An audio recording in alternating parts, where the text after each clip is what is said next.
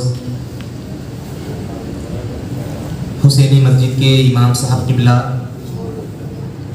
اور دیگر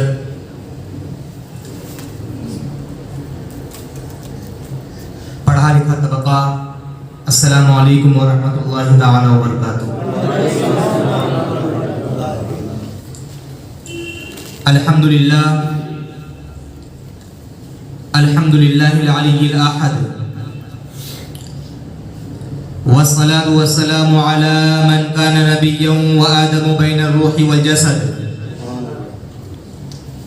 وعلى آله وصحابه وأزواجه وأهل بيته وعلماء ملته وشهداء أمته إلى الأبد، أما بعد فأعوذ بالله من الشيطان الرجيم، بسم الله الرحمن الرحيم، ألا إن أولياء الله لا خوف عليهم ولا هم يحزنون، آمنت بالله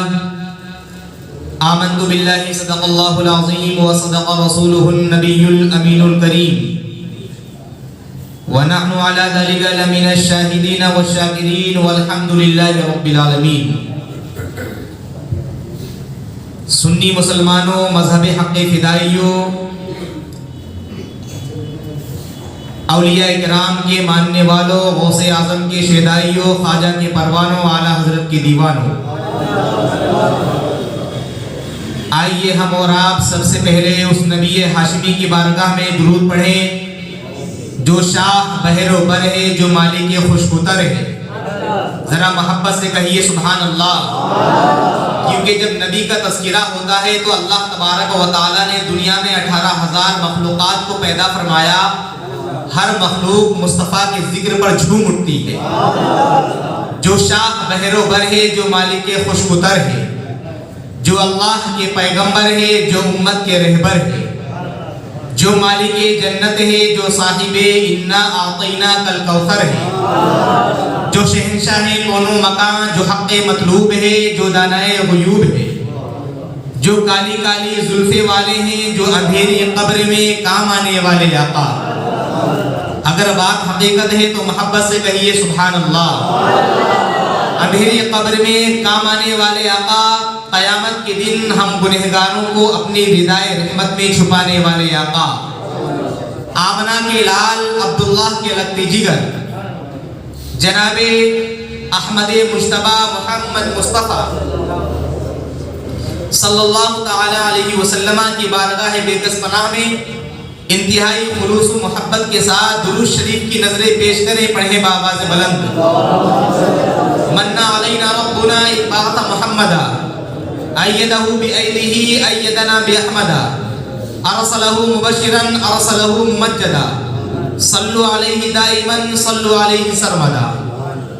الحمدللہ آج کی یہ محفل مسعود جس میں ہم اور آپ شرکت کی سعادت حاصل کیے ہوئے ہیں، الحمدللہ یہ محفل جو سجائی اور منائی جا رہی ہے، اس محفل کو بہت ہی عظیم ہستی اور بڑی عظیم المرتبہ شخصیت سے نسبت ہے۔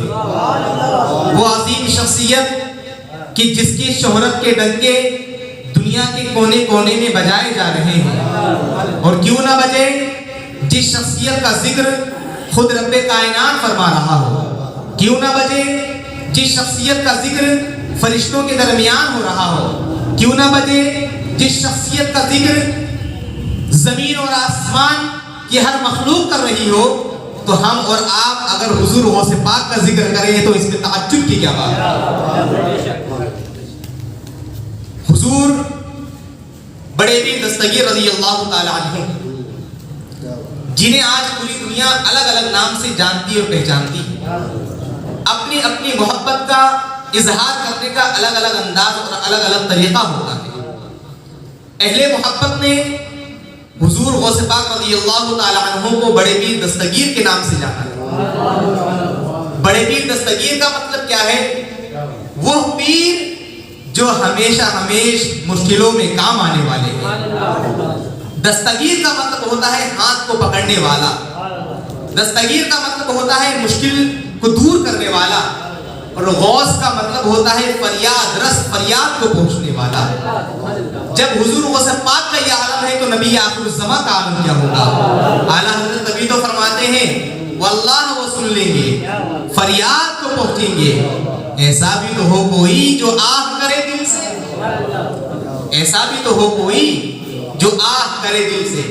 الحمدللہ غوث پاک رضی اللہ تعالی عنہ کی محفلیں عاشقان غوث اعظم اپنے اپنے طور پر سجاتے ہیں اور مناتے ہیں۔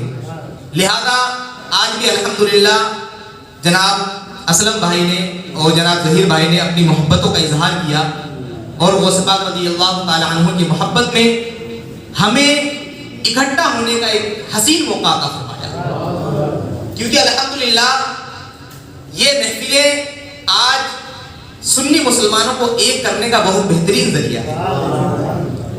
الحمدللہ اگر ہم اجتماعی طور پر دیکھیں، اتحادی طور پر دیکھیں، یکتائی طور پر دیکھیں تو الحمدللہ اس محفل میں شرکت کرتے کرتے اللہ تبارک و تعالی مومنوں میں مومنت کے دلوں کو ایک دوسرے کی طرف سے کھول دیا کرتا ہے۔ ظاہر سی بات ہے جب روزانہ محفل میلاد میں شرکت ہوگی، بیانات سنیں گے اور کچھ نہیں تو کم سے کم وہ بیان سن لیں گے کہ جس میں اللہ کے رسول صلی اللہ علیہ وسلم کی حدیث کو آ جائے کہ دو مسلمان جب آپس میں ملاقات کرتے ہیں، مصافحہ کرتے ہیں تو مصافحہ کرنے سے پہلے اللہ تبارک و تعالیٰ ان مسلمانوں کے چھوٹے چھوٹے گناہوں کو معاف فرما دیتا ہے۔ اگر ایسی حدیثیں سنیں گے تو ظاہر سی بات ہے ہمارے اندر ایک دوسرے کی محبت تو پیدا ہونی ہی ہے۔ میرے عزیزوں، آج ہم جس شخصیت کا ذکر کرنے بیٹھے ہیں وہ شخصیت لائق محتاج تعارف نہیں۔ الحمدللہ بچہ جانتا ہے کہ حضور غوث پاک رضی اللہ تعالی عنہ کون ہے۔ بڑے پیر دستگیر رضی اللہ تعالی عنہ کے تو نام سے جانتا اور پہچانتا ہی۔ یہ حضور غوث پاک رضی اللہ تعالی عنہ کی شخصیت کیا ہے، آپ کا مقام کیا ہے، آپ کا مرتبہ کیا ہے، آپ کی عظمت کیا ہے، آپ کی رفعت کیا ہے، آئیے ذرا سماعت کرتے ہیں۔ دنیا میں بہت سے ولی اس دنیا میں آئے ہیں، لیکن سرکار غوث پاک رضی اللہ تعالی عنہ کو اولیاء کرام کی جماعت میں جو ممتاز امتیازی حیثیت حاصل ہے وہ شاید کسی اور ولی کو حاصل نہیں۔ کیوں؟ اس لیے کہ حضور غوث پاک رضی اللہ تعالی عنہ کی جب ولادت ہو رہی تھی تو آپ کے والد گرامی فرماتے ہیں کہ سرکار غوث پاک رضی اللہ تعالی عنہ کی ولادت کی رات تشریف لانے والے کون شخصیت تھی؟ میرے خواب میں نبی اور آخر زمان صلی اللہ علیہ وسلم تشریف لائے اور آپ نے فرمایا یا ابا صالح اعطاک اللہ ابنا وهو ولی ومحبوب ومحبوب اللہ تعالی وسيكون له شان كالاولیاء والاقطاب كشان بین الانبیاء والرسل۔ محبت سے کہیے سبحان اللہ۔ نبی اور آخر زمان صلی اللہ علیہ وسلم حضور غوث پاک رضی اللہ تعالی عنہ کے والد گرامی کے خواب میں تشریف لائے اور فرماتے ہیں کہ اے ابو صالح موسیٰ جنگی دوست، آپ کے والد گرامی کا نام ابو صالح موسیٰ جنگی دوست تھا۔ آپ نے فرمایا اے ابو صالح تمہارے گھر میں جو بیٹا آنے والا ہے وہ بیٹا کوئی معمولی شخصیت نہیں ہے، ابنن وہ ولی وہ ایک ایسا عظیم بیٹا ہے جو اللہ تبارک و تعالیٰ کا ولی ہے، جو مادر ذات ولی ہوگا۔ اور آگے فرماتے ہیں وہ محبوبی، اور وہ عظیم بیٹا میرا محبوب ہوگا، میں اس سے محبت کرتا ہوں گا۔ اسی پر بس نہیں ہے، اور حضور فرماتے ہیں وہ محبوب اللہ تعالی، اور وہ ایسی عظیم ہستی ہے کہ جس سے اللہ تبارک و تعالیٰ بھی محبت کرتا ہے اور میں بھی محبت کرتا ہوں۔ اور اس بچے کا مقام یہ ہوگا، اس بچے کا رتبہ یہ ہوگا وَسَيَكُونُ لَهُ شَأْنٌ فِي الْأَقْطَابِ وَالْأَوْلِيَاءِ، کہ اس بچے کا مقام یہ ہوگا اولیاء کرام کی مقدس جماعت میں، اقطاب کی مقدس جماعت میں، جو ہے غوث و اقطاب کی مقدس جماعت میں اس بچے کا مقام یہ ہوگا جو میرا مقام نبیوں کی جماعت میں ہے، جو میرا مقام اور جو ہے رسولوں کی جماعت میں ہے۔ میرے عزیزوں، پتہ چلا کہ جب حضور صلی اللہ علیہ وسلم پیدا ہو رہے تھے تو کہیں حضرت مریم خوشخبری دیتی ہوئی نظر آ رہی ہے، کہیں حضرت جبریل علیہ السلام جھنڈے گاڑتے ہوئے نظر آ رہے ہیں، کہیں حضرت آسیہ رضی اللہ تعالی عنہا خوشخبری دیتی ہوئی نظر آ رہی ہے۔ جب نبیوں کا امام پیدا ہو رہا ہے تو اللہ تبارک و تعالیٰ کی طرف سے خوشخبری مل رہی ہے، اور جب ولیوں کا امام پیدا ہو رہا ہے تو نبیوں کا امام خوشخبری دیتا ہے۔ سبحان اللہ سبحان اللہ۔ یہ ہے شان غوث اعظم۔ جب حضور آخر الزمان پیدا बड़ी अजीम हस्तियों ने खुशखबरी दी, और जब वलियों का इमाम पैदा हो रहा है तो नबियों का इमाम खुशखबरी देता हुआ नजर आ रहा है। अल्हम्दुलिल्लाह, कितनी अजीम हस्ती है। और मेरे अजीजों, सरकार गौसे पाक रज़ियल्लाहु ताला अन्हु की इस दुनिया में आने से पहले ही, कई साल पहले आपकी शोहरत के डंके बजना शुरू हो गए। एक बहुत अपने वक्त के अजीमुल मर्तबत वली, जिनका नाम है हजरत जुनैद बगदादी रज़ियल्लाहु ताला। आपने तो वाकया सुना होगा, वो पानी वाला वाकया सुना होगा। अगर नहीं सुना है तो एक मर्तबा में सुना, क्योंकि वाकया सुनाने के अंदाज अलग अलग होते हैं। हजरत जुनैद बगदादी रज़ियल्लाहु ताला अन्हु, क्यों?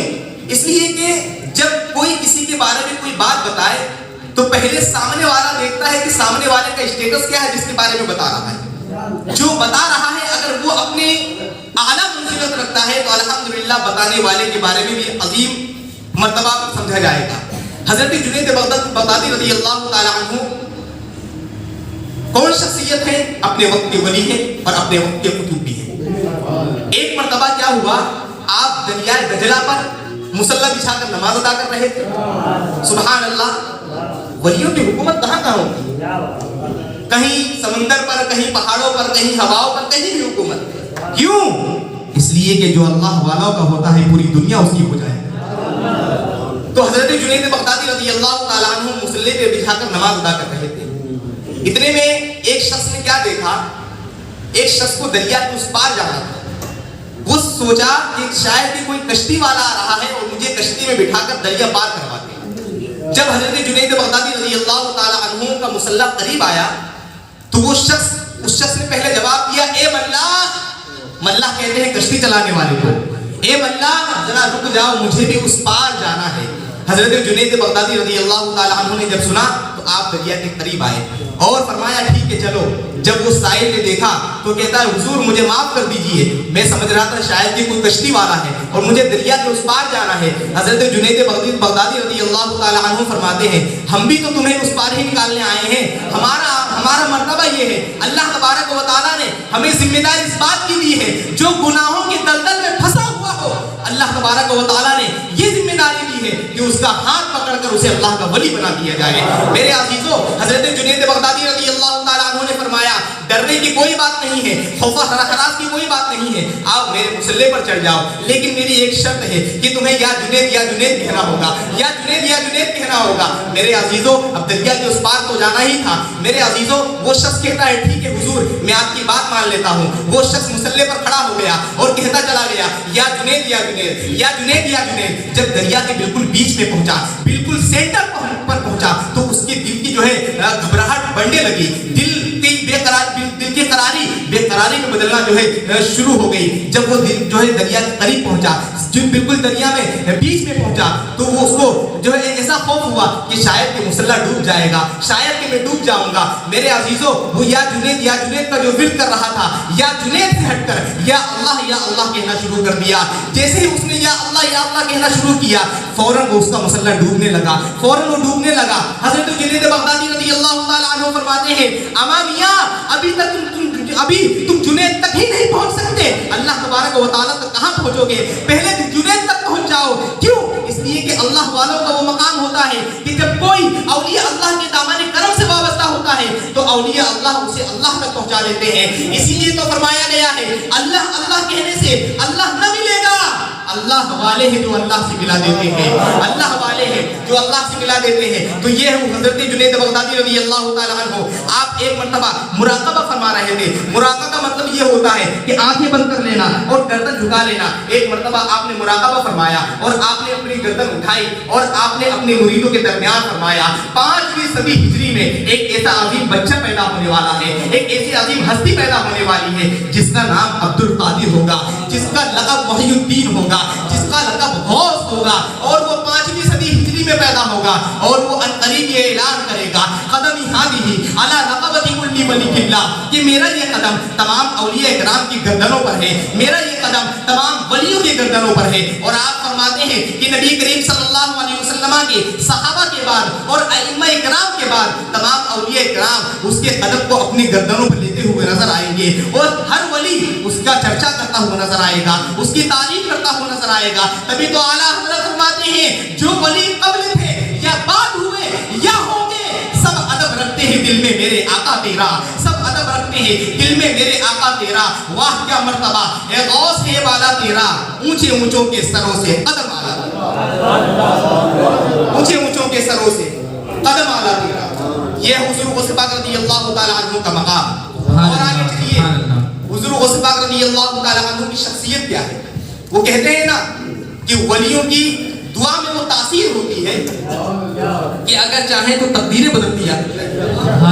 آئیے دعائے غوث اعظم کی ایک جھلک میں آپ کے سامنے پیش کرتا ہوں، جس سے آپ کو اندازہ ہو جائے کہ جب کوئی اپنا پورا وجود اللہ تبارک و تعالیٰ اور اس کے رسول کی محبت میں فنا کر دیتا ہے تو زبان تو اس کی ہوتی ہے لیکن بات اللہ تبارک و تعالیٰ کی۔ حضور غوث پاک رضی اللہ تعالیٰ عنہ ایک تاجر، بغداد کا ایک بزنس مین، ایک تاجر تجارتی قافلے کے لیے ارادے سے نکلا، اور یہ الحمدللہ پرانی پرمپرا چلی آ رہی ہے سنی مسلمانوں کی کہ جب وہ کوئی نیک کام شروع کیا کرتے تو پہلے اپنے بزرگوں سے دعائیں کروا لیا کرتے، پہلے اپنے بزرگوں سے اس کاروبار کے لیے یا اس سفر کے لیے دعائیں کروا لیا کرتے تھے۔ کیوں؟ اس لیے کہ یہ ہمارا عقیدہ ہے کہ جب بزرگان دین ہمارے حق میں دعا کرتے ہیں تو آنے والے مشکلات بھی ٹلتی ہوئی نظر آتی ہیں۔ اس بزنس مین، اس تاجر کا بھی یہی خیال تھا، اس نے سوچا کہ چلو ٹھیک ہے تجارتی سفر پہ جا ہی رہا ہوں تو کیوں نہ میں بزرگوں سے دعائیں کروا لوں۔ پہلی ملاقات ہو گئی حضرت حماد رضی اللہ تعالیٰ عنہ سے۔ جب اس شخص نے ملاقات کی اور کہا حضور میں تجارتی سفر کے لیے نکل رہا ہوں، آپ دعا فرمائیں کہ سفر خیر و عافیت کے ساتھ پورا ہو اور میں گھر لوں۔ حضرت حماد نے کہا کہ تمہارے لیے یہ سفر بہتر نہیں ہے، تمہارے حق میں یہ سفر بہتر نہیں ہے، تمہاری جان کو خطرہ ہے۔ وہ شخص مایوس ہو گیا کہ قافلہ بالکل تیار ہے، قافلے والے نکلنے کی تیاری میں ہیں، میں تو صرف دعا کروانے آیا تھا اور حضرت منع فرما رہے ہیں۔ مایوسی کے عالم میں لوٹ رہا تھا، اتنے میں ملاقات ہو گئی حضور بڑے پیر دستگیر سے۔ حضور رضی اللہ تعالیٰ عنہ نے جب اس کے چہرے پر مایوسی کا اثر دیکھا تو آپ نے فرمایا کیا بات ہے، کیا وجہ ہے جو آپ کو مایوس ہو؟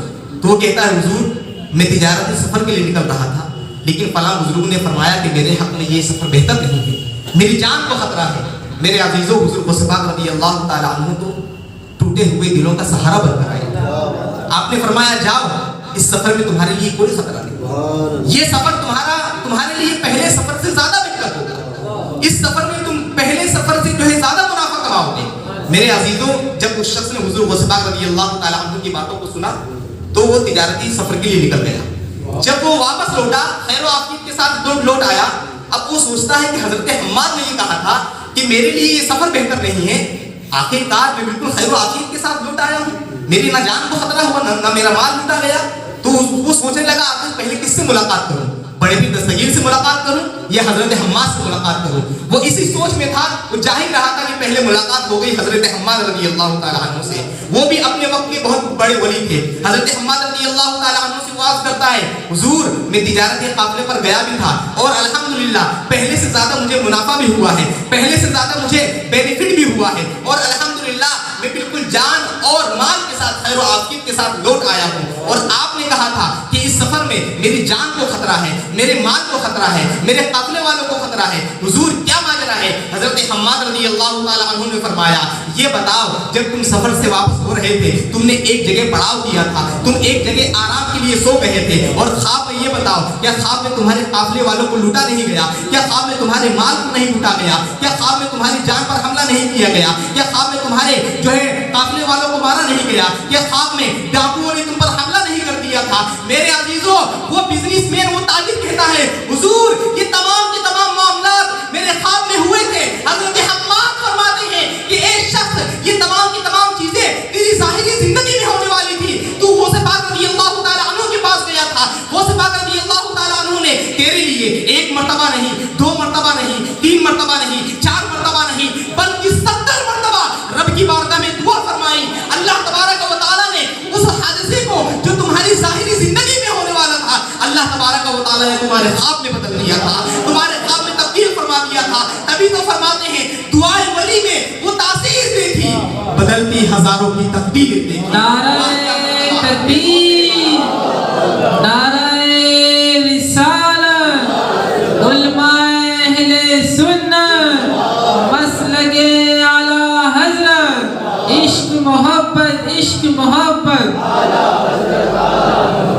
क्या मर्तबा है गौस के बाला तेरा, ऊंचे ऊंचों के सरों से कदम आला तेरा। ये है मेरे गौस पाक रज़ी अल्लाह ताला अन्हु की शान, ये है गौस पाक रज़ी अल्लाह ताला अन्हु का मकाम। मेरे अजीजों, आज कुछ लोग कहते हैं कि औलिया कराम के पास ताकत ही क्या है, औलिया कराम का पावर ही क्या है। आइए मैं आपको बताऊं कि दुनिया में जो तरक्की हो रही है इसे कहते हैं मादी ताकत, और औलिया कराम के पास जो ताकत होती है उसे कहते हैं रूहानी ताकत। आइए जायजा लीजिए, मादी ताकत का आलम क्या होता है और रूहानी ताकत का आलम क्या होता है। मादी ताकत किसे कहते हैं? हवाई जहाज का इजाद होना, ये मादी ताकत है। मोटरसाइकिल का इजाद होना, ये मादी ताकत है। एरोप्लेन का इजाद होना, ये मादी ताकत है। स्टीमर जहाज का इजाद होना, ये मादी ताकत है। और औलिया कराम के पास रूहानी ताकत होती है। आइए जरा पता लगाएं कि मादी ताकत और रूहानी ताकत में क्या फर्क है। मेरे अजीजों, रूस जो एक मुल्क है, उस मुल्क से खबर आई थी, चंद सालों पहले यह हादसा पेश आया था।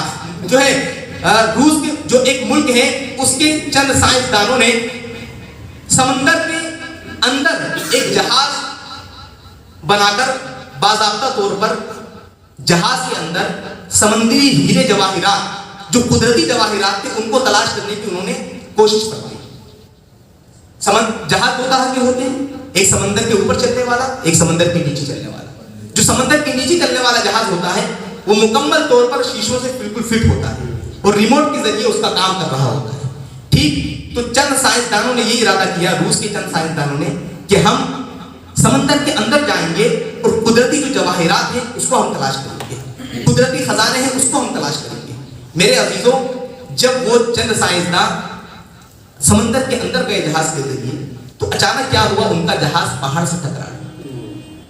पहाड़ से जैसे ही टकराना था उनके जान को लाले पड़ गए। फौरन उन्होंने हुकूमत रूस को फोन किया, बाकायदा हुकूमत रूस को इत्तला दी कि हमारी जान खतरे में है, हम जिंदगी और मौत से लड़ रहे हैं, जितना जल्दी हो सके हमें बचाने की कोशिश की जाए। मेरे अजीजों, जब हुकूमत रूस को यह पता चला तो हुकूमत रूस ने उन साइंसदानों को बचाने की कोशिश की, लेकिन जब देखा कि हमारी ताकत बिल्कुल फेल हो गई है, हमारी ताकत बिल्कुल घुटना टेक चुकी है, तो आलमी सतह पर दूसरे मुल्कों से उन लोगों ने मदद लेना शुरू कर दिया।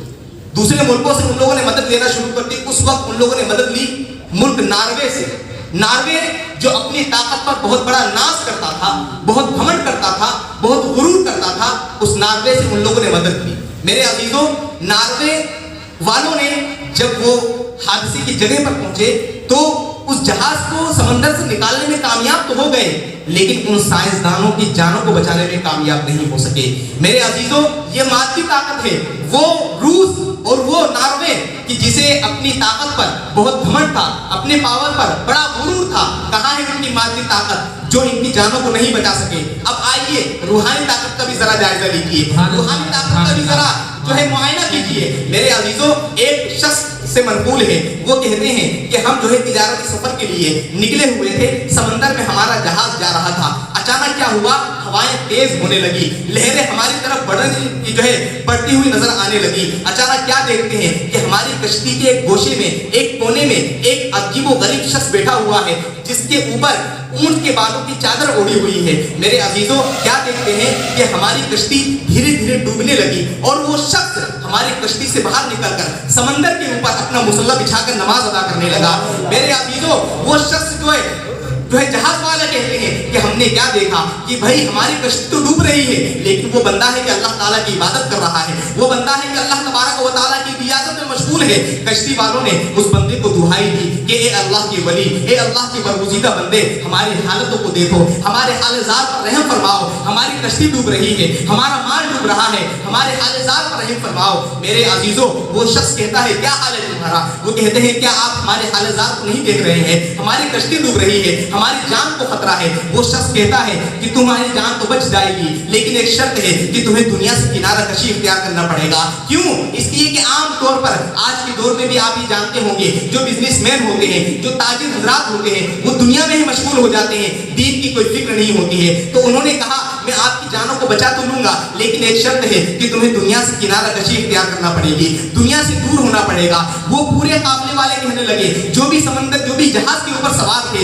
वो सब कहने लगे हमें आपकी ये शर्त मंजूर है, हम दुनिया से किनारा कशी इख्तियार कर लेंगे। मेरे अजीजों, वो शख्स कहता है ठीक है, اللہ تبارک و تعالیٰ کا نام لے کر, اللہ تبارک و تعالیٰ کی مدد سے تم ایک ایک کر کے جو ہے جہاز کے اوپر سے نکل کر, جہاز میں سے نکل کر سمندر کے اوپر آ جاؤ. میرے عزیزوں, بیان کرنے والے کہتے ہیں ہم تقریباً 200 سے 300 حضرات تھے, جب دھیرے دھیرے کر کے ہم سب پانی کے اوپر کھڑے ہو گئے. الحمدللہ کیا رتبہ ہے اولیاء کرام کا, خود تو سمندر کے اوپر سوار ہوتے ہی ہیں, اور جو ان کے دامن کرم سے وابستہ ہو جاتا ہے انہیں بھی وہ پانی پر تیرتے ہوئے نظر آتے ہیں. میرے عزیزوں, وہ قافلے والے کہتے ہیں ہماری کشتی تو ڈوب گئی, پورا مال جو ہم نے کمایا تھا وہ بھی کشتی کے ذریعے جو ہے اندر چلا گیا. ہم نے سوچا کہ اب یہ شخص کون ہے, کم سے کم پتہ تو لگا لے, انٹروڈکشن تو لے لیں, تعارف تو لے لیں, پریچے تو کروا لیں. میرے عزیزوں, وہ شخص کہتا ہے, وہ جو قافلے والوں نے کہا حضور ذرا یہ تو بتائیے آپ ہمارے رہنما ہیں, آپ ہمارے آقا ہیں, آپ نے ہماری جانوں کو بچایا ہے, آخر بتائیے آپ ہے کون. میرے عزیزوں, قربان جائیے, وہ اللہ کے ولی کوئی عام ولی نہیں تھے, بلکہ وہ حضرت اویس قرنی رضی اللہ تعالیٰ عنہ تھے. حضرت اویس قرنی رضی اللہ تعالیٰ عنہ تھے. حضرت اویس قرنی رضی اللہ تعالیٰ عنہ نے کہا کہ تمہاری جان بچ گئی, اب تم جاؤ اپنے مقام پر جاؤ, اپنی منزل پر جاؤ. وہ قافلے والے کہنے لگے حضرت ہمارا مال تو ڈوب گیا ہے, ہماری کشتی تو ڈوب گئی ہے, اور وہ مال کوئی عام مال نہیں تھا, بلکہ مصر کے بادشاہ نے مدینے کے فقیروں کے لیے عطا فرمایا تھا. حضور آپ کرم فرما دیں کہ ہماری کشتی بھی واپس آ جائے اور ہمارا مال بھی واپس آ جائے. حضرت اویس قرنی رضی اللہ تعالیٰ عنہ نے جب اتنا سنا تو آپ نے پہلے ان سے وعدہ لیا, یہ وعدہ دو کہ اگر تمہارا مال واپس آ گیا تو تم مدینوں کے فقیروں کے درمیان وہ مال تقسیم کر دو گے. حضرت اویس قرنی رضی اللہ تعالیٰ عنہ سے ان لوگوں نے وعدہ کر لیا حضور اگر مال ہمیں مل گیا تو ہم مدینوں کے فقیروں میں وہ مال کا مال تقسیم کر دیں گے. میرے عزیزوں, حضرت اویس قرنی رضی اللہ تعالیٰ عنہ نے 2 رکعت نماز ادا فرمائی اور آہستہ سے دعا کی برکت یہ ہوئی کہ کشتی بھی اوپر آ گئی اور مال بھی اوپر آ گیا. میرے عزیزوں, یہ ہے اولیاء کرام کا مقام, یہ ہے اولیاء کرام کا مرتبہ. حضرت اویس قرنی رضی اللہ تعالیٰ عنہ کی دعا سے وہ کشتی بھی اوپر آ گئی, وہ مال بھی اوپر آ گیا. قافلے والے کہتے ہیں ہم کشتی پر سوار ہوئے, جیسے ہی ہم کشتی پر سوار ہوئے حضرت اویس قرنی رضی اللہ تعالیٰ عنہ وہاں سے غائب ہو گئے. ہم بحفاظت مدینہ منورہ پہنچے اور وہ پورا کا پورا مال مدینے میں تقسیم کر دیا. اتنا ہم نے تقسیم کیا کہ مدینے میں کوئی فقیر بھی نہیں بچا. میرے عزیزوں, یہاں پر غور کرنے کا مقام ہے. روس کہتا ہے میں سپر پاور ہوں, امریکہ کہتا ہے میں سپر پاور ہوں, انگلینڈ کہتا ہے میں سپر پاور ہوں, ملک مشرق کہتا ہے میں سپر پاور ہوں, انڈیا کہتا ہے میں سپر پاور ہوں. میرے عزیزوں, میرا وجدان یہ کہتا ہے, میرا ایمان یہ کہتا ہے, جہاں پر مادی طاقتیں مات کھا جاتی ہے, جہاں پر مادی طاقتوں کی انتہا ہوتی ہے, وہیں سے روحانی طاقت کی ابتدا ہوتی ہے, وہیں سے روحانی طاقت کا آغاز ہوتا ہے, وہیں سے روحانی طاقت کی شروعات ہوتی ہے. نگاہ ولی میں وہ تاثیر دیکھی بدلتی ہزاروں کی تقدیر. نعرہ حیدری, غوث کا دامن, خواجہ کا دامن, خواجہ کا ہندوستان. پتا چل گیا مادی طاقت گھٹنا ٹیکنے پر تو مجبور ہو جاتی ہے, لیکن روحانی طاقت کبھی مجبور نہیں ہوتی. کیوں؟ اس لیے کہ روحانی طاقت یہ رب قدیر کی طرف سے ہوتی ہے. کورونا وائرس میں آپ نے دیکھ لیا ہوگا, آپ نے تو اپنی ماتھے کی نگاہوں سے مشاہدہ کیا ہے, کہاں گیا وہ امریکہ جو اپنی ٹیکنالوجی اور اپنی جو ہے سائنس دانی پر بڑا فخر کرتا ہے, بڑا ناز کرتا تھا, بڑا کمنڈ تھا, لیکن جب کورونا وائرس آیا تو وہ بھی بھیگی بلی کی طرح بل میں چپتے ہوئے نظر آیا. پوری دنیا یہ کہہ رہی تھی کہ اب تو مالک ہی اس کا کچھ کر سکتا ہے, مادی طاقتیں اس کا کچھ نہیں کر سکتی. کورونا وائرس کو مٹانے کے لیے بڑی سی بڑی کوششیں کی جانے لگی, لیکن کورونا وائرس نہیں مٹ سکا. اگر مدد آئی تو اللہ تبارک و تعالیٰ کی طرف سے آئی, اگر مدد ملی ہے تو وہ رب قدیر کی طرف سے ملی ہے. اس لیے میرے عزیزوں, ہم اگر بزرگوں سے محبت کرتے ہیں تو یہ ہمارا وجدان ہے, یہ ہمارا عقیدہ ہے, یہ ہمارا ایمان ہے کہ بزرگوں کے پاس وہ روحانی طاقت ہے اللہ تبارک و تعالیٰ کی عطا سے کہ اگر ہم مشکلوں میں آ جائیں, اگر ہم مشکلات میں آ جائیں تو الحمدللہ یا غوث المدد کا نعرہ لگا دیں, غوث پاک ہماری مدد کرتے ہوئے نظر آتے ہیں. اور غوث پاک تو خود فرماتے ہیں نا کہ اگر میرا مرید مشرق میں ہو یا مغرب میں ہو اور مجھے فریاد رسی کے لیے پکارے تو یقیناً میں اس کی فریاد رسی کے لیے آؤں. اب اس پر بھی اعتراض ہوتا ہے کہ بھئی تم اولیاء کرام کو اتنا بڑا چڑھا دیتے ہو کہ اللہ تعالیٰ کا مرتبہ دیتے ہو. میں کہتا ہوں میرے عزیزوں, ایک مثال میں آپ کے سامنے پیش کروں. وہ واقعہ بھی آپ نے سنا ہوگا, قم بِإِذْنِ اللَّهِ, کھڑے ہو جا اللہ تعالیٰ کے نام سے, قم بِإِذْنِ, کھڑے ہو جا میرے نام سے. मुर्दों को जिंदा फरमाने वाला वाकया आपने सुना होगा। तो आखिर औलिया इकराम मुर्दों को कैसे जिंदा कर सकते हैं भाई? जिंदा करना तो ये अल्लाह तबारक व तआला के कमाल में से है। जिंदा करना ये तो अल्लाह ताला की खुसूसियत में से है। औलिया इकराम को क्या ताकत है? आइए एक मिसाल पेश करूं, कुरान करीम की मिसाल पेश करूं कि जिससे आपको अंदाजा हो जाएगा कि अगर अल्लाह तबारक व तआला चाहे, हकीकी पैदा करने वाला तो अल्लाह ताला ही है, लेकिन अगर अल्लाह तबारक व तआला चाहे तो अपने बंदों के जरिए भी मुर्दों को जिंदा फरमा देता है। हजरत ईसा अलैहिस्सलाम तीसरे पारे की आयत करीमा है। हजरत ईसा अलैहिस्सलाम का फरमान अल्लाह तबारक व तआला ने कुरान करीम में नकल फरमाया है। हजरत ईसा अलैहिस्सलाम कहते हैं वो उबरिउल अकमहा वल अबरसा व उहयिल मौता बिइज़्निल्लाह। हजरत ईसा अलैहिस्सलाम को ये कमाल हासिल था। आप फरमाते हैं कि अगर मैं सफेद दाग वाले के ऊपर हाथ फेर दूं तो अल्लाह तबारक व तआला उसे शिफा अता फरमा देता है। अगर कोई नाबीना है, अगर कोई अंधा है, अगर उसकी आंख पर आप हाथ फेर दे तो अल्लाह तबारक व तआला उसको बीनाई की दौलत से नवाज देता है।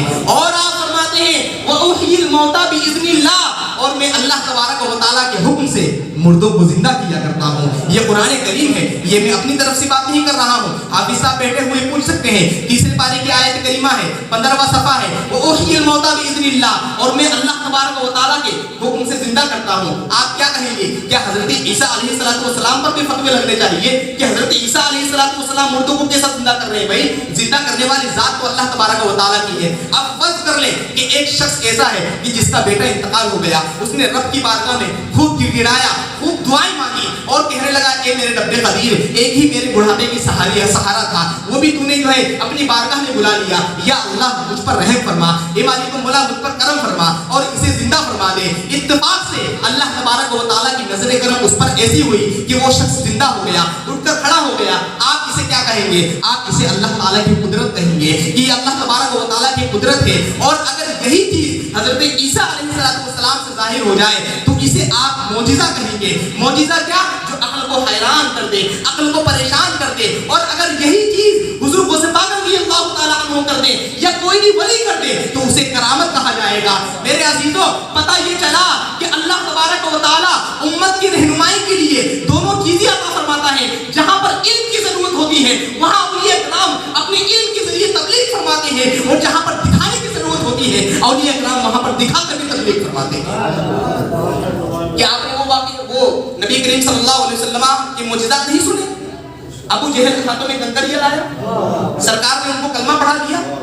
क्या हुजूर सल्लल्लाहु अलैहि वसल्लम की ज़बान में वो तासीर नहीं थी कि आप तबलीग फरमाते और उस पर असरअंदाज हो जाता? थी, लेकिन अल्लाह तबारक व तआला ने नबी करीम सल्लल्लाहु अलैहि वसल्लम को मोजिज़ा अता फरमाया। क्यों? इसलिए कि अल्लाह ताला जानता है कि ए मेरे महबूब, तुम्हारी उम्मत में दो कैटेगरी के लोग पैदा होंगे, कुछ सुनने से ईमान ले आएंगे, कुछ देखने से ईमान ले आएंगे। तो जो सुनने से ईमान ले आए उनको तो आप सुना दो, और जो देखने से ईमान ले आए उन्हें आप दिखा।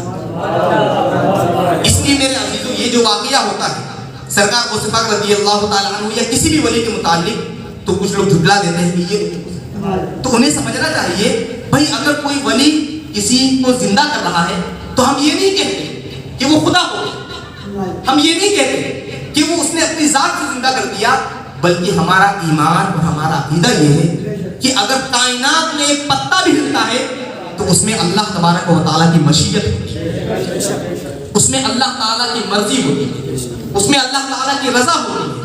और वो नबी करीम सल्लल्लाहु अलैहि वसल्लम की खुद हदीस पाक में हदीस कुदसी है कि जब बंदा मेरी बारगाह का मुकर्रब बन जाता है तो अल्लाह तबारक व तआला खुद फरमाता है, हाथ तो उसके होते हैं लेकिन पकड़ना मेरा होता है, ज़बान उसकी होती है लेकिन बात मेरी होती है, पैर उसके होते हैं लेकिन काम करना मेरा होता है, ज़बान उसकी होती है लेकिन असर मेरा होता है। तो मालूम ये हुआ औलिया इकराम से हम जो मोहब्बत करते हैं और इस तरह के वाक़यात जो हमारे सामने पेश आते हैं, तो इससे हमें अपने ईमान और अक़ीदे में मजबूती लाना चाहिए कि अल्हम्दुलिल्लाह हम उस शख्सियत के मानने वाले हैं कि अल्हम्दुलिल्लाह अल्लाह तबारक व तआला ने उन्हें इतनी ताकत अता फरमाई है, इतनी बेशुमार ताकत अता फरमाई है कि अगर हम कुछ पुकारें या गौसल मदद तो अल्लाह तबारक व तआला की अता से गौसे पाक फरियाद रसी करते हुए नजर आते हैं। एक आखिरी बात, हुजूर गौसे पाक रज़ियल्लाहु तआला अन्हु फरमाते हैं, मुरीदी لا تخف واشم فإنی عظوم قاتل عند القتال. اے میرے مرید، کسی شر پسند سے یا کسی بھی شخص سے ڈرنے کی ضرورت نہیں ہے. ڈونٹ وری، فکر کرنے کی ضرورت نہیں ہے، پریشان ہونے کی ضرورت نہیں ہے. کیوں؟ فإنی عظوم قاتل عند القتال، اس لیے کہ میں بہت ہمت والا ہوں، میں بہت طاقتور ہوں، میں بہت پاورفل ہوں. میرے عزیزوں، آئیں ایک واقعہ پیش کرتے ہیں اسی شعر کے حوالے سے. سرکار غوث پاک رضی اللہ تعالی عنہ ایک مرتبہ وضو فرما رہے تھے. آپ کے مرید فرماتے ہیں اچانک ہم نے کیا دیکھا کہ آپ وضو فرما رہے تھے. وضو فرمانے کے بعد آپ ہٹے اور آپ کے کھڑاؤ جو جوتی شریف ہوتی ہے وہ آپ نے پہلے ایک جوتی کو آسمان میں پھینکا، پھر تھوڑی دیر کے بعد دوسری جوتی کو آسمان میں پھینکا. مریدین فرماتے ہیں کہ اس وقت ہم نے دیکھا کہ حضور غوث پاک رضی اللہ تعالیٰ عنہ کے چہرے پر جلالت کے آثار تھے. آپ کا چہرہ بالکل جلالی ہو چکا تھا. اس لیے ہم نے موقع کی نزاکت کو دیکھتے ہوئے خاموشی اختیار کرنا بہتر سمجھا. اور ہونا بھی یہ چاہیے، جب ہم کسی بزرگ کی بارگاہ میں حاضر ہوں اور چہرے پر جلالی آثار ہو تو وہاں پر خاموش رہنا ہی بہتر ہے. اگر وہ کچھ بول بھی تو سن لو خاموشی سے. کیوں؟ اس لیے کہ ان کی غلط بات میں بھی ہمارے لیے دعا ہوگی. ٹھیک؟ تو حضور غوث پاک رضی اللہ تعالیٰ عنہ کے چہرے پر جلال کے آثار تھے. مریدین فرماتے ہیں کہ ہم نے سوال تو نہیں کیا. چند دنوں کے بعد، 3 دن کے بعد ہم نے کیا دیکھا کہ ایک قافلہ حضور غوث پاک کی بارگاہ میں حاضر ہوا. حضور غوث پاک فرماتے ہیں کہ جو قافلے والے آئے ہیں اور ان سے جو بھی ہدیہ ملے اسے دے دو. مریدین فرماتے ہیں کہ ہم نے کیا دیکھا، وہ 3 دن پہلے جو غوث پاک رضی اللہ تعالیٰ عنہ نے اپنی کھڑاؤ، اپنی جوتی شریف آسمان کی طرف پھینکی تھی وہ قافلے والوں کے پاس موجود ہے. ہم تعجب میں پڑ گئے، ہم اچنبے میں پڑ گئے، ہم حیران ہو گئے کہ حضور غوث پاک رضی اللہ تعالیٰ عنہ نے تو آسمان کی طرف یہ کھڑاؤ موجود پھینکی تھی، ان کے پاس کہاں سے آ گئی؟ ایک قافلے والوں میں سے ایک شخص سے پوچھ لیا کہ ذرا یہ بتائیے یہ کھڑاؤ تو ہمارے پیر صاحب کی لگ رہی ہے، آپ کے پاس کیسے ہے؟ میرے عزیزوں، وہ شخص عرض کرتا ہے کہ ہم تجارت کے قافلے سے آ رہے تھے، اچانک کیا ہوا کہ ڈاکوؤں کا ہم پر حملہ ہو گیا، ہمارے کچھ لوگوں کو قتل کر دیا گیا.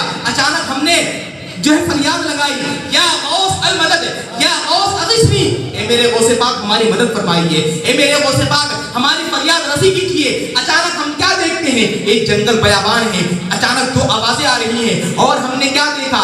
چند لمحے بعد ہم نے یہ دیکھا وہ ڈاکو جو ہم پر حملہ کرنے آئے تھے اور ہمارے کچھ نوجوانوں کو قتل کر دیا تھا، ہم نے دیکھا کہ حضور غوث پاک رضی اللہ تعالیٰ عنہ کی برکت یہ ہے اور آپ کی پکارنے کا عالم یہ تھا کہ آپ نے یہاں پر آواز لگائی اور وہاں پر ان ڈاکوؤں کا قتل ہوتے ہوئے نظر آ رہے تھے. ان ڈاکوؤں میں کچھ لوگ آئے اور کہنے لگے آپ ہمارا جو ہے ہم نے جو آپ کا مال لوٹا ہے وہ آپ کے تمام مال ہم آپ کو واپس کرتے ہیں. قافلے والوں نے سوال کیا کہ ابھی کچھ دیر پہلے آپ نے ہمارا مال لوٹا تھا، آخر واپس کرنے کی وجہ کیا ہے؟ تو وہ کہنے لگے یہ دیکھ لو ہمارے ڈاکوؤں کے سردار کا عالم کیا ہوا ہے، ہم نے آپ کے مال کو لوٹا تو یہ قتل کر دیے گئے ہیں. میرے عزیزوں، وہ قافلے والے کہتے ہیں ہم نے یا غوث المدد کا نعرہ لگایا تھا، یہ 2 کھڑاؤ ہماری مدد کے لیے آ گئی تھی. اب یہاں سے اندازہ لگا سکتے ہیں جب حضور غوث پاک رضی اللہ تعالیٰ عنہ کی کھڑاؤ کا عالم ہے تو آپ کی شخصیت کا عالم کیا ہوگا، آپ کی رتبے کا عالم کیا ہوگا. معلوم یہ ہوا کہ حضور سرکار غوث پاک رضی اللہ تعالیٰ عنہ کو اللہ تبارک و تعالیٰ نے وہ شان، وہ پاور، وہ طاقت عطا فرمائی تھی کہ جہاں پر ضرورت پیش آتی ہے تو خود بھی حاضر ہوتے ہیں فریاد رسی کے لیے، اور جہاں پر ضرورت پیش آتی ہے تو اپنے کھڑاؤ کو بھیج دیا کرتے ہیں. تبھی تو اعلیٰ حضرت فرماتے ہیں واہ کیا مرتبہ اے غوث ہے بالا تیرا، اونچے اونچوں کے سروں سے قدم آنا تیرا. سبحان اللہ، سبحان اللہ. نعرہ تکبیر، نعرہ رسالت. میرے عزیزوں، یہ سب کے سب بیانات کتابوں میں موجود ہیں، یہ سب بیان کتابوں میں موجود ہیں اور آپ کو نئے بیان لگ رہے ہوں گے، کوئی نئے نہیں ہیں. الحمدللہ جو حضرات مسجدوں میں نمازوں کی پابندی کرتے ہیں، عصر کی نماز کے بعد، فجر کی نماز کے بعد، عشاء کی نماز کے بعد درس وغیرہ میں حاضر دیتے ہیں اور شان غوث اعظم سماعت کرتے ہیں، تو ان حضرات تک یہ واقعات پہنچ چکے ہیں. کہنے کا مطلب یہ ہے میرے عزیزوں، سرکار غوث پاک رضی اللہ تعالیٰ عنہ کا ہم ذکر کر رہے ہیں. آپ جانتے ہیں حضور سرکار غوث پاک رضی اللہ تعالیٰ عنہ کی زندگی کا معاملہ یہ ہے، آپ خود فرماتے ہیں میں نے 40 سال تک عشاء کے وضو سے فجر کی نماز ادا کی. یہ صرف وہ پیر نہیں کہ آؤ اور ہاتھوں کو چومو اور بس جاؤ، जन्नत तुम्हारे वालिद साहब। ये वो वाले पीर नहीं थे, बल्कि अल्हम्दुलिल्लाह हजारों की तादाद में वो आपकी शागिर्दीन मौजूद थे, मुफ्तियान इकराम, मुहद्दिसीन इज़ाम आपकी शागिर्दीन मौजूद थे। तो हुजूर गौस पाक रज़ियल्लाहु ताला अन्हु ने अल्हम्दुलिल्लाह अपनी ज़िंदगी में ऐसे ऐसे मुजाहिदात और इल्म हासिल करने में तो इतनी मशक्क़तें झेली, क्या बताएं। आप खुद फरमाते हैं बगदाद शरीफ की सरजमीन पर मैंने तकरीबन 9 साल तक इल्म हासिल किया। 9 साल की इतनी लंबी मुद्दत में मुझे बड़ी मुश्किलात का सामना पेश करना पड़ा। एक मरतबा ये हुआ कि 20 दिन तक मेरे ऊपर फाके गुजर गए, 20 दिन तक मुझे कुछ खाने पीने को न मिला, लेकिन हुजूर गौस पाक रज़ियल्लाहु ताला अन्हु ने इल्म हासिल करना ना छोड़ा, आपने नमाजों की पाबंदी ना छोड़ी। क्यों? इसलिए कि आप जानते थे कि इल्म हासिल करने के रास्ते में अगर किसी का इंतकाल हो जाए तो उसे भी अल्लाह तबारक व तआला शहादत का दर्जा अता फरमाता है। इल्म हासिल करने के रास्ते में जिसका इंतकाल हो जाए वो शहीद कहलाता है।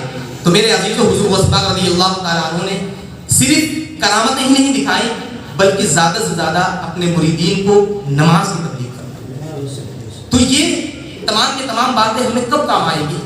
जबकि हम नमाजों की पाबंदी करें। मेरे अजीजों, याद रखें, जितने भी बुजुर्गान दीन हैं, आप तमाम के रोज़ों पर चले जाइए, आपको उनके मज़ार के करीब एक मस्जिद जरूर मिलेगी।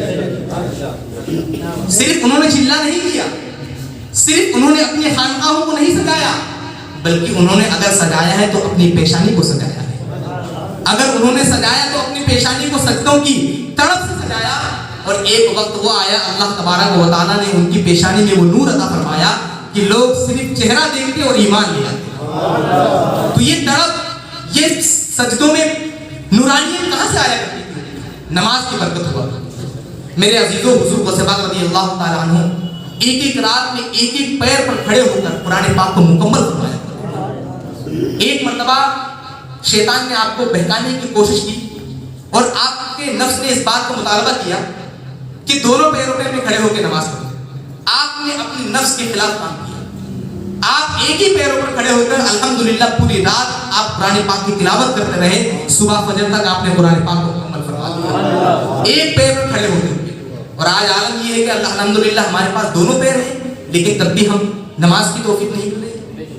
तो फिर जलसे जुलूस करने का मेन मकसद मेरे अजीजों सिर्फ ये होता है कि हम नमाजों की पाबंदी करने लगे, क्योंकि जलसे जुलूस करने का हमारे पास उसी वक्त पक्का बेनिफिट मिलेगा जब हम अपनी पेशानियों को मस्जिदों की जमीनों से सजाएंगे, उस वक्त हमें मुकम्मल तौर पर बेनिफिट मिलेगा। और सरकार गौस पाक रज़ियल्लाहु अन्हु और बहाना क्या बनाते हैं कि भाई क्या करें, कारोबार है, बिजनेस है, वक्त नहीं मिलता है, ये नहीं मिलता है, वो नहीं मिलता है। एक सरकार गौस पाक रज़ियल्लाहु ताला अन्हु का फरमान सुनिए। आप फरमाते हैं कि शख्स मकान तू बना रहा है, रहेगा कोई और हिसाब तुझे देना। जिस मकान के मकान बनाने के चक्कर में, जिस प्रॉपर्टी के बनाने के चक्कर में हम दिनों रात मशगूल रहते हैं, मस्जिदों की चेहरा भी नहीं, मस्जिदों की जो है तरफ निगाह भी नहीं करते हैं, और क्या सोचते हैं कि मकान तैयार हो जाए, बिजनेस तैयार हो जाए, हम प्रॉपर्टी बना लें, मालदार हो जाए। मेरे अजीजों, हमारे माल पर हुकूमत कोई और करेगा, लेकिन कब्र और क़यामत के दिन हिसाब हमें देना होगा। हमारे घर वाले नहीं देंगे कि हमने माल कहाँ से कमाया था, हिसाब हमें देना होगा कि ये माल हमने हलाल तरीके से कमाया था या हराम तरीके से कमाया था। और एक बात और है, हमारे पास हर चीज का तो वक्त होता है। देखो मेरे अजीजों, जिंदगी इंसान की बिजी रहती है, लेकिन वक्त निकाल कर इंसान अगर नेक काम करना चाहे तो अल्हम्दुलिल्लाह आसानी के साथ कर सकता है। ये बताओ, अगर आज यहाँ पर महफिल मिलाद नहीं होती तो आप क्या करते? घर पर आराम करते, कोई मोबाइल चलाता। और आज के नौजवानों के हालात तो अल्लाह खैर फरमाए मिलाद पर 3-3 बजे रात तक, 2-2 बजे रात तक, 1-1 बजे रात तक मोबाइल में बिजी है। जब मेरे अजीजों 3-3 बजे रात तक मोबाइल में बिजी रहेंगे, कहीं फिल्में देखेंगे, कहीं ड्रामे देखेंगे, कहीं फेसबुक इस्तेमाल करेंगे, कहीं व्हाट्सएप पे चैटिंग करेंगे, कहीं फेसबुक पर चैटिंग करेंगे 3-3 बजे रात तक, तो फजर की नमाज के लिए आंख खुलना तो बिल्कुल इम्पॉसिबल है भाई, नामुमकिन है, हो ही नहीं सकता है। अल्लाह के रसूल ने क्या फरमाया? ईशा की नमाज के बाद फौरन सो जाओ, फौरन ही सो जाओ, कोई भी गैर जरूरी काम मत करो। क्यों? इसलिए कि जो जितना जल्दी सोएगा वो उतनी ही जल्दी उठेगा। लोग कहते हैं हजरत आंख नहीं खुलती है, अलार्म भी लगाते हैं तब भी आंख नहीं खुलती है। अम्मा मियां कैसे आंख खुल जाएगी भाई? आप अपने सोने की टाइमिंग को बदल दीजिए। 3 बजे रात आप सो रहे थे, आप 9 साढ़े 9 बजे या 10 बजे सोने की तरकीब बनाइए, फिर देखिए आपकी आंख कैसे खुलती है। मेरे अजीजों, जब हम सुबह फजर की नमाज के लिए रात में ये नियत करके सोएंगे कि इंशाअल्लाह सुबह फजर की नमाज हुसैनी मस्जिद में अदा करना है, तो अल्लाह तबारक व तआला फरिश्तों के जरिए हमको उठाता हुआ, जिस तरह शैतान हमारी खिदमत करता है फजर की नमाज के वक्त हमें सुलाने के लिए, उसी तरह अल्लाह तबारक व तआला के फरिश्ते हमें उठाने के लिए खिदमत करते हुए नजर। तो नियत में खुलूस तो हो, नियत पक्की तो हो। अगर कहा जाए चलिए नमाज पढ़ने के लिए, तो कहते हैं हजरत नापाक है। अब यही नहीं पता कि नापाक कब होते हैं। अब किसी ने खड़े होकर पेशाब कर लिया तो कहते हैं नापाक हो गए। अमाम मियां, खड़े होकर पेशाब करने से कौन कहता है नापाक हो गए? अगर पेशाब की छींटे आए, आप कपड़े बदल दीजिए, या पाक हो गए आप। नापाक इंसान कब होता है? उसके अलग सूरतें हैं कि जिस वक्त उस पर गुस्ल फर्ज हो जाता है। ये नौजवानों का एक अजीबोगरीब सिस्टम बना हुआ है कि जब कहें चलिए नमाज पढ़ने के लिए हजरत नापाक है, वजह पूछो तो हमने खड़े होकर पेशाब कर ली, माज़अल्लाह खड़े होकर पेशाब करने का आज़ाब इतना सख्त है। आइए हदीस पाक समाप्त फरमाइए। अल्लाह के रसूल सल्लल्लाहु अलैहि वसल्लम एक रास्ते से गुजर रहे थे, आपने क्या देखा? 2 कब्रों के अंदर अजाब हो रहा है। निगाह मुस्तफा पर कुर्बान जाए, नबी करीम सल्लल्लाहु अलैहि वसल्लम ने कब्र के अंदर के हालात को देख लिए, मुशाहिदा फरमा लिया। आपने देखा कि 2 कब्रों के अंदर अजाब हो रहा है। आपने एक पेड़ से कुछ शाखें मंगवाई और एक शाख एक पेड़ एक कब्र पर रख दी और दूसरी शाख दूसरी टहनी दूसरे कब्र के ऊपर रख दी। वो सहाबा इकराम से फरमाया, तुम जानते हो इन दोनों कब्रों वालों को अजाब क्यों दिया जाता था? सहाबा इकराम ने फरमाया, अल्लाह व रसूलुहु आलम, अल्लाह और उसका रसूल बेहतर जानते हैं। सहाबा इकराम कभी ये नहीं फरमाया करते थे, अर्ज किया करते थे कि अल्लाह तबारक व तआला बेहतर जाने। क्यों? इसलिए कि उनका अकीदा था जो अल्लाह तबारक व तआला जानता है उसका इल्म उसने अपने हबीब को भी दिया। इसलिए फरमाया करते थे अल्लाह हुवा रसूलुहु आलम, अल्लाह और उसका रसूल बेहतर जाने। तो अल्लाह के रसूल फरमाते हैं कि इन दोनों कब्रों वालों को अजाब उस गुनाह की बुनियाद पर किया जा रहा है जिस गुनाह को लोग बड़ा नहीं समझते, जिस गुनाह को लोग मामूली समझते। पहला गुनाह, पहले कब्र वाले को जो अजाब दिया जा रहा था उसका जुर्म ये था, उसका गुनाह ये था कि चुगलियां किया करता, यहाँ की बात वहाँ, वहाँ की बात यहाँ। ये चुगलियां करने वाले इंसानों का हश्र बहुत बुरा होता है। क्यों? इसलिए कि ये कौम में फसाद बर्पा कर रहा होता है, ये कौम में फूट डाल रहा होता है। और अगर कोई मुसलमानों के दरमियान ये काम कर रहा हो तो उसे तो अपना ठिकाना जहन्नम बना लेना चाहिए। क्योंकि आज मुसलमानों के हालात तो वैसे ही खराब है, एक दूसरे से लोग टूटे पड़े हैं। आज तो अल्हम्दुलिल्लाह हमें और आपको एकजुट होकर काम करना चाहिए, एक जगह एक प्लेटफॉर्म पर आकर काम करना चाहिए। और आज हालत ये है कि अगर चुगलियां लोगों में आ गई हैं और एक दूसरे की जो है लगाने में लगे रहते हैं, जहां पर आपस में मेरे अजीजों हत्ता की शरीयत ने यह हुक्म दिया है कि अगर 2 मुसलमानों के दरमियान सुलह करवाने की बुनियाद पर झूठ बोलना पड़े तो वहां पर झूठ बोलना भी चाहिए, वहां पर झूठ बोलना भी चाहिए, शरीयत का हुक्म है, ताकि 2 मुसलमानों के दरमियान सुलह हो जाए। क्यों? इसलिए कि पहले अगर मुसलमानों के दरमियान टकराव हो गया, पहले 2 मुसलमानों के दरमियान टकराव होगा, फिर 2 खानदानों के दरमियान टकराव होगा, फिर 2 शहरों के दरमियान टकराव होगा, 2 मोहल्लों के दरमियान टकराव होगा। एक वक्त वो आएगा कि वो एक दूसरे के दुश्मन बन जाएंगे और फिर वो एक दूसरे से लड़ाई झगड़ा करना शुरू कर देंगे। उनका कुछ नहीं जाएगा, बदनाम इस्लाम होगा इस्लाम। तो अल्लाह के रसूल फरमाते हैं कि पहला शख्स कौन सा है? जो चुगलियां किया करता था, एक दूसरे की बुराइयां किया करता था। और दूसरा शख्स वो है जो खड़े होकर पेशाब किया करता था, पेशाब की छींटों से नहीं बचता था। मेरे अजीजों, हम अपनी गिरबान में झांक के देखें, क्या वाकई ये बीमारी हमारे अंदर है? अगर हमारे अंदर है तो हमें अपनी कब्र के बारे में भी सोच लेना चाहिए। क्या हम खड़े होकर पेशाब तो नहीं कर रहे? क्या हम पेशाब की छींटों से तो नहीं बचते? अगर ये चीज हमारे अंदर है तो मेरे अजीजों, हमें अपने कब्र के बारे में तो सोच लेना चाहिए। याद रखें, बहुत से ऐसे गुनाह जो आज हमारे सोसाइटी में मामूली समझे जाते हैं, लेकिन अल्लाह और उसके रसूल की नजर में बहुत बड़े गुनाह हैं। गीबत करने के बारे में तो यह आया है, अल्लाह तबारक व तआला ने कुरान करीम में फरमाया, अयुहिब्बु अहदुकुम अन याकुला लहमा अखीह, ए लोगों, तुम गीबत करते हो, क्या तुम इस बात को पसंद करते हो कि तुम अपने मुर्दार भाई का गोश्त खाओ? कौन पसंद करता है अपने मुर्दार भाई का गोश्त खाए? लेकिन कुरान करीम कह रहा है हमारा ईमान तो पता ये चला कि हमारे अंदर बहुत सी बुराइयां ऐसी हैं कि जो हम मामूली समझ बैठे हैं। तो मेरे अजीजों, इन बुराइयों को हम कैसे खत्म करेंगे? अपने अंदर से अगर इंसान खत्म कर ले तो हो गया? नहीं, बल्कि हर शख्स की जिम्मेदारी बनती है कि वो अपने अंदर से बुराई खत्म करे। अगर दूसरा मुसलमान भाई उस बुराई में मुब्तला है तो ये हमारा दीनी फरीजा बनता है कि हम उसको रोके उस बुराई से। کیوں؟ اس لیے کہ میرے عزیزوں نیکی کی دعوت دینا اور برائی سے روکنا یہ صرف عالموں کا فریضہ نہیں ہے، عالموں کی ذمہ داری نہیں ہے۔ اللہ تبارک و تعالیٰ نے یہ نہیں فرمایا کنتم خیر علماء کہ علماء ہی بہتر ہے، بلکہ فرمایا کنتم خیر امہ کہ تم سب بہتر ہو۔ اور امت میں ہر کوئی آتا ہے، عالم بھی آ گئے، غیر عالم بھی آ گئے، ہر شخص آ گئے۔ اس کی وجہ کیا ہے؟ تأمرون بالمعروف وتنہون عن المنکر، اس لیے بہتر امت ہو کہ تم بھلائی کا حکم دیتے اور برائی سے روکتے۔ تو میرے عزیزوں ہم سب کی ذمہ داری بنتی ہے کہ ہم خود بھی برائی سے روکیں تو دوسروں کو بھی برائی سے روکنے کی کوشش کریں۔ اور یہ کب ہوگا؟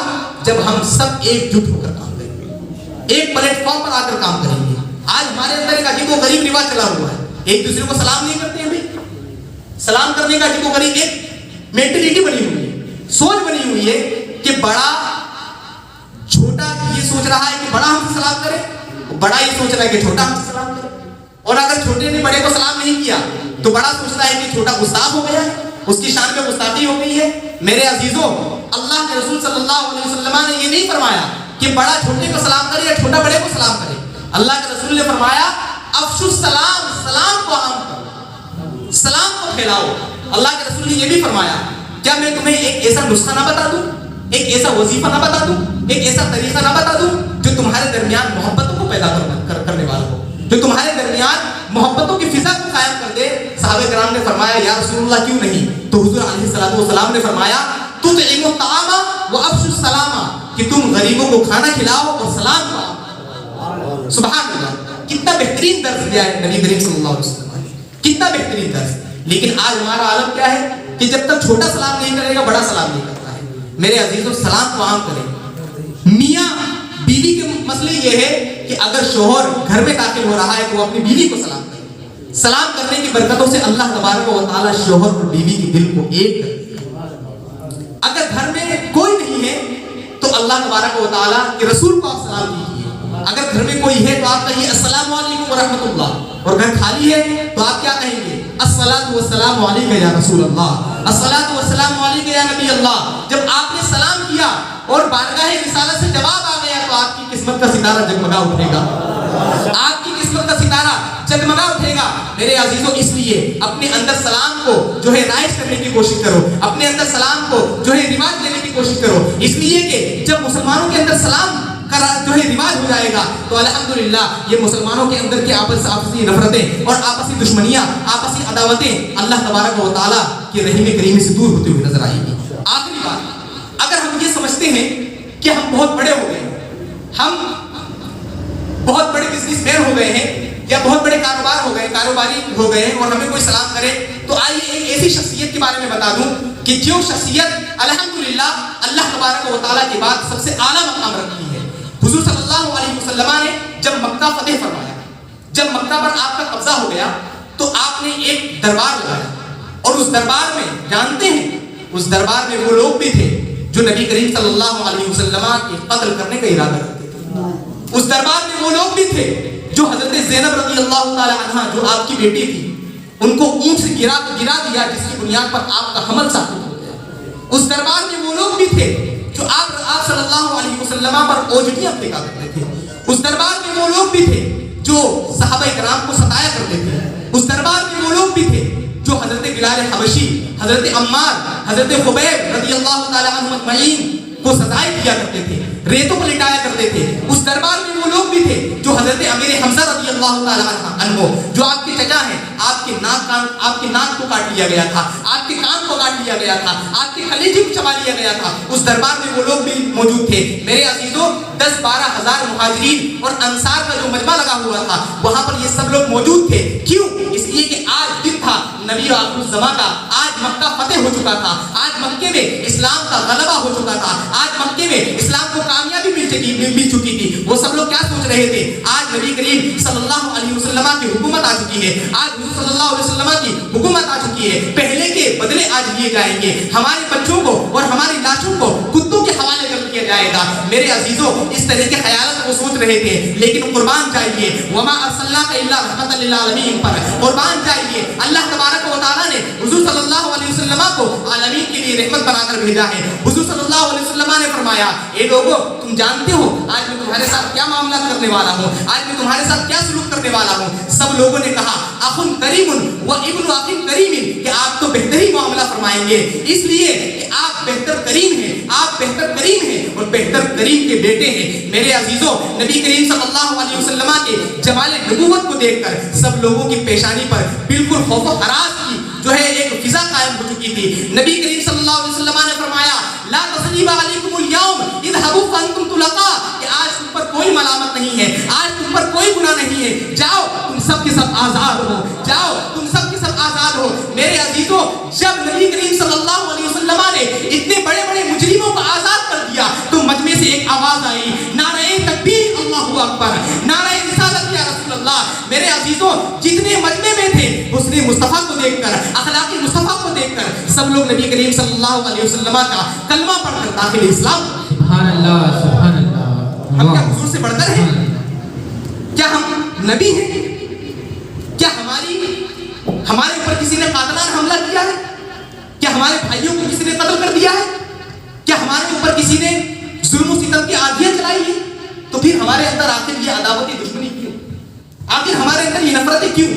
जब नबी और आखिर ज़माने सब लोगों को माफ फरमा दिया तो हम भी तो उसी नबी के मानने वाले हैं ना। क्या हमारी दीनी जिम्मेदारी नहीं बनती है कि हम उनको माफ फरमा दो? हुजूर फरमाते हैं कि जो तुम पर जुल्म करे तुम उसे माफ फरमा दो, जो तुमसे रिश्ता तोड़े तुम उससे रिश्ता जोड़ने की कोशिश करो। मेरे अजीजों, इस्लाम ने बहुत बेहतरीन दर्ज दिया है, लेकिन समझे तब तो, अमल करें तब तो। तकरीरें बयाना तो बहुत होते रहते हैं लेकिन अमल नहीं हो पाता है। आज हम सब अपने आप से वादा करें, मैं ये नहीं कहता हाथ उठाए, क्योंकि महफिल रसूल में हाथ उठाया जाए और हुजूर की नजरे करम देख लिया आपको और आपने हाथ उठा दिया, वादा भी कर लिया और वादा खिलाफी हो गई तो बहुत बड़े गुनहगार हो गए। क्यों? इसलिए कि वादा खिलाफी करना ये मोमिन की शान नहीं, ये मुनाफिक का तरीका है। जब मुनाफिक वादा करता है तो वादा खिलाफी करता है, जब अमानत रखी जाए तो अमानत में खियानत करता है, और जब बातचीत करता है तो बातचीत में गाली गलौज करता है। आज कितने लोग हैं जो अपनी बातचीत में गाली गलौज करते हैं? मैंने कई लोगों को ऐसा देखा है, उनसे गुफ्तगू करो, उनसे बातचीत करो तो 5 मिनट नहीं हो पाते हैं कि 100 गालियां उनकी ज़बानों से निकलती हुई नजर आती है। अजीब व गरीब गुफ्तगू करने का अंदाज है। क्या इस्लाम ने यही तरीका सिखाया था हमें? मेरे अजीजों, अपनी गुफ्तगू को हम इतने हसीन बना ले कि लोग हमारे पास आया करें गुफ्तगू सुनने के। जिसकी मुंह से गालियां निकलती है ना, लोग उससे किनारा कशी इख्तियार करना शुरू कर देते हैं, लोग उससे बातचीत भी नहीं करते। अपने अंदर हम अपने अंदर सुधार लाएं, क्योंकि हम उसी वक्त अपने अंदर सुधार लाएंगे जबकि हमारा इरादा और हमारे मकसद पूरे होंगे। इसलिए हम अपने अंदर और हम अपने से ये वादा करें कि अल्हम्दुलिल्लाह हम सब एकजुट होकर काम करेंगे। कोई ये ना सोचे मैं ये काम करूं, मैं ये काम करूं, नहीं, बल्कि हम सब ये काम करेंगे। क्योंकि मैं वाला जो तरीका है वो इब्लीस का तरीका है और हम वाला जो तरीका है वो नबियों का तरीका है। इसलिए हम सब एक प्लेटफॉर्म पर होंगे, एक काम करेंगे, अल्हम्दुलिल्लाह इत्तेहादी फिजा कायम करेंगे तो इंशाअल्लाह पूरी ब्यावरा में सुन्नियत का भी काम होगा, इस्लाम का भी काम होगा और इंशाअल्लाह आप वो दिन भी देखेंगे कि पूरे ब्यावरा में नारे तकबीर और नारे रिसालत की सदाएं बुलंद होती हुई नजर आएंगी इंशाअल्लाह। अल्लाह तबारक व तआला मुझे हक बोलने, हक सुनने और हक पर अमल करने की तौफीक अता फरमाए। जो कुछ मैंने बयान किया है उस बयान पर मुझे भी अमल करने की तौफीक